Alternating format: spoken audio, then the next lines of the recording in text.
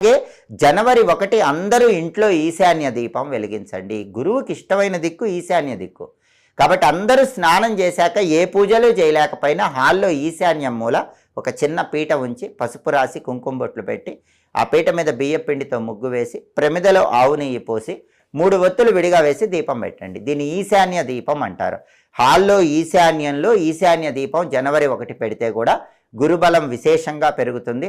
అలాగే స్నానం చేశాక గురుబలం కోసం అందరూ దీపం పెట్టే ముందు ఈశాన్య దీపం పెట్టే ముందు తడి గంధాన్ని నుదుటన బొట్టులాగా ధరించండి.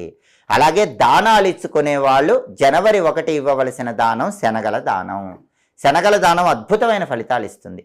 1.25 కేజీ శనగలు పసుపు రంగు వస్త్రంలో కట్టి జనవరి 1వ తేదీ ఉదయం 6 నుంచి 7 మధ్యలో కానీ, మధ్యాహ్నం 1 నుంచి 2 మధ్యలో కానీ, రాత్రి 8 నుంచి 9 మధ్యలో కానీ ఎక్కడైనా శివాలయ ప్రాంగణంలో పంతులు గారికి దానం ఇవ్వండి. ఈ దానం మీకు గురుబలాన్ని విశేషంగా కలిగి